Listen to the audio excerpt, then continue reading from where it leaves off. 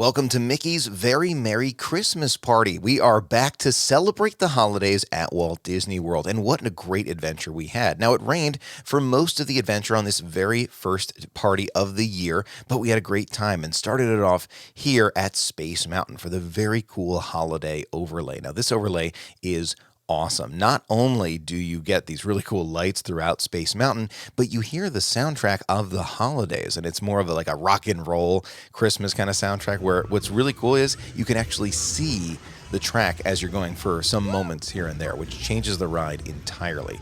Very, very cool experience. Highly recommend it for Mickey's Very Merry Christmas Party. Love those lights as you dip down there at the very, very end. So cool. Now, as we continued along the adventure, you'll notice that some of the lights were already out during the Tomorrowland Speedway experience, and right at Cosmic Ray's Starlight Cafe, we had the opportunity to get our first cookie and hot cocoa of the night. Got a snickerdoodle and a hot cocoa. Delicious. These treats are available throughout the Magic Kingdom on the party night. Tons of fun and different cookies in different locations. Now, we went to that Tomorrowland Speedway holiday overlay, and this one is relatively new at Walt Disney World, but tons of fun nonetheless, and they keep adding a little bit here and there. I'm actually going to show you the experience as we go through, and you'll see Tron is actually running at night during the party, which is so cool. It's not open yet, but it will be before you know it. Now, during this experience, we drove around in those cars. There was music, holiday music playing, but the real thing to experience here was the actual just driving through and seeing the things, right? The lights along the track here,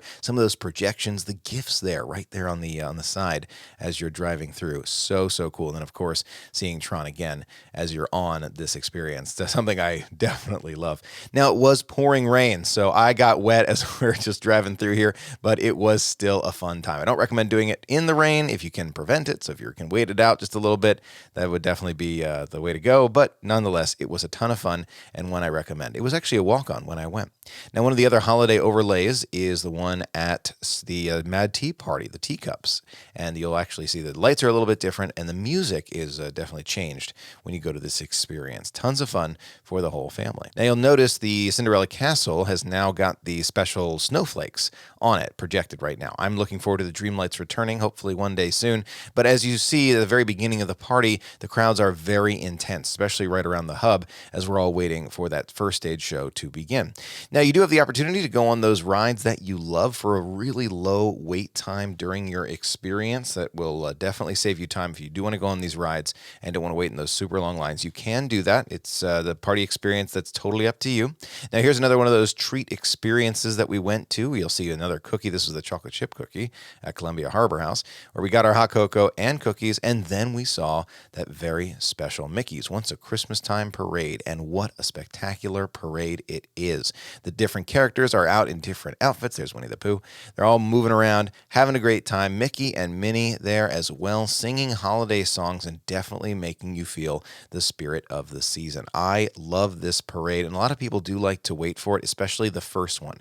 One of the good tips that I'd like to give, if you have a large party with you or you really want to get that front row seat, you do have to wait in advance of the parade, right? Maybe it could be 45 minutes, maybe an hour if you really want that front row seat. If you want something on Main Street, you may have to wait a little bit longer. So it all depends on the party and how crowded it is. But if you want to see a less crowded parade, wait for the second showing of the parade. The first showing is always more crowded, no question about it. But if that first showing does happen, the second showing, and I'm saying does happen because of the weather here, the second showing will be far less attended, right? So more people will leave after the fireworks. So what happens is you have a parade and then fireworks and then a parade again. So if you can stay for that second parade, you will be treated to far fewer people along the parade route, which is great, especially if you have those little ones with you who maybe want to see those characters. But on the flip side, maybe the little ones want to go to sleep before 11. So that's also understandable. You know, something to definitely consider as you're thinking about this experience. I love the special characters that you can see as you're watching the parade. So much fun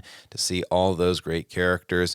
You'll see Clarabelle, some of those gingerbread men. Of course, one of my favorites are the toy soldiers, which we'll see a little bit later. But you can see there's tons of cast members making the experience fun for the entire family. One of the most common questions I hear every single year, where should we stand for the parade? What happens if we want to stay on a ride a little bit later? We don't get a chance to go to the parade early enough to get that front row seat on Main Street USA or right by the hub.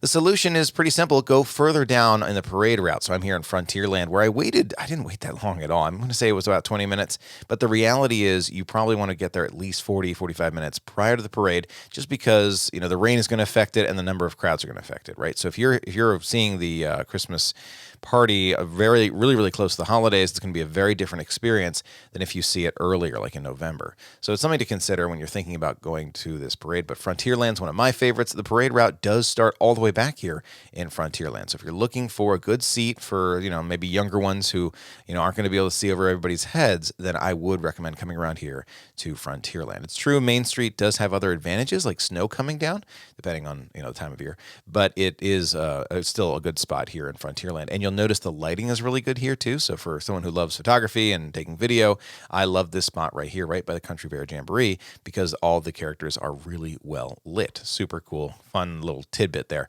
for those who are thinking about taking photos as well. Tons of other characters here, but again, one of my all-time favorites to see every single year are those toy soldiers, and I love seeing them marching along Main Street, USA, all along this parade route.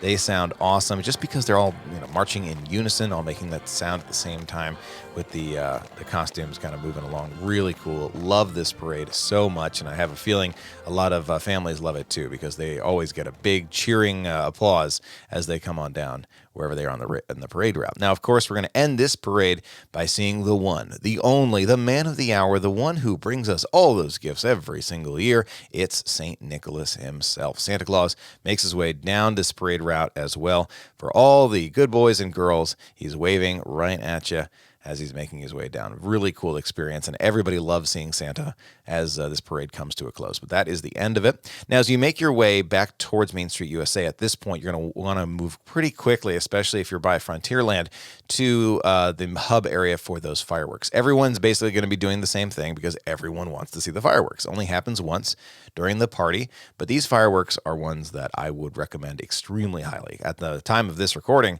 I believe these are some of the best fireworks at the Magic Kingdom right now. So definitely worth seeing the Minis Magical Christmas Time fireworks, I believe is what they're called, and they are a ton of fun. Now, as we go ahead and experience this fireworks celebration, you'll notice that they have the projections going, the special light effects, and of course the music, which kind of follows along with the story of Minnie Mouse kind of sharing in the holidays with everyone. Now, the fireworks show itself is outstanding. I absolutely love this one. The projections, the music, the fireworks timing, everything about it really just makes you feel the holiday season as you're ready to experience this amazing show. Now, this is a little bit different than the holiday show we've had in the past. You'll notice the projections, I think, are actually a bit better on Cinderella Castle. Sometimes those projections I feel like are not as good, but certain ones I think are really, really good. One of my favorites is actually coming up right here, where the castle glows and kind of sings the songs with you. Dun, dun, dun, dun, dun, dun, dun. It's so cool to see like it all beaming up with light. Everybody loves this part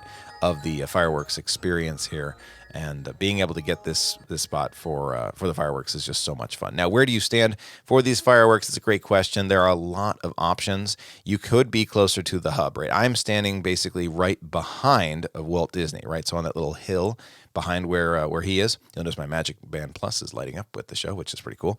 But that's a good spot right there. I love that spot a lot, especially for these fireworks. But for perimeter fireworks, you may want to stand further back so you can see more of those perimeter fireworks going off. Either way, you're going to have a good view. Anywhere basically from where I'm standing all the way back towards the beginning of Main Street, USA. It's all great spots right there. You're definitely going to enjoy it. Now, being able to see the castle is important for this show just because those projections, I really do feel, make the experience. The little teddy bears moving the castle, which is really, really cool. And the small sparkler fireworks you see on the castle itself. It's all really, really cool. The other areas to see the fireworks, if maybe you're at a super crowded party and you don't have an opportunity to stand right here, I would recommend somewhere where you can see the castle. Fireworks are going to be amazing. They may be a little off center depending on where you are if it's a super crowded experience, but as long as you can see the castle and see those projections and hear the music, you'll be in really good shape. It's an amazing show that I cannot recommend highly enough. Now, during this party, Disney does what they can to try and work with the weather, right? On this specific party, we had a ton, and I mean a ton, of rain. I was looking at the forecast in advance and said, you know what? I'm not going to need my umbrella. Guess what? I needed my umbrella, and I did not bring it. And so I got soaked, along with a lot of other people who who were at this party. Goes to show you can learn the lesson once, but clearly you have to learn it multiple times in order to be prepared for all the Florida weather, which does indeed happen. Now, I had an opportunity to experience some of the indoor locations while we were waiting for some of the rain to stop. Eventually, it did stop, and then it started up again at the very, very end. But some of those characters really do their best to make you feel super magical for the holidays, and maybe the country bears dancing around, waiting for you. But as long as they can do the fireworks show and at least one of the parades, they usually call it a success at Mickey's Very Merry Christmas Party, and I do too. It was a ton of fun. You can't control the weather, but that's just what happens. Unfortunately, for the very end of the party, we were going to see Mickey's Once Upon a Christmas Time parade again, but unfortunately, and you can hear from the announcement coming up, that they were not able to do that. Due to inclement weather, we are unable to present Mickey's Once Upon a Christmas Time parade. But Mickey and his friends would love to see you, and they invite you to join them in a sparkling splash of fun as we present the Magic Kingdom Rainy Day Christmas Cavalcade. But needless to say, still had a fantastic time. Really enjoyed it. It's a party that I highly recommend. And for a family of 4, you're going to be spending a lot of money for this party. So the question is it worth it? In my opinion, if you enjoy the holidays and you really want to experience this party, then yes, I think it is. But being sure to make the most of the party is really, really important. It is expensive, but I believe this one is absolutely worth it. Thanks for experiencing this one with me today. If you love Mickey's Very Merry Christmas Party, let me know in the comments below. Love to hear from you. Thanks again for being a part of it with me. And until next time, have a magical day, and I'll see you real soon.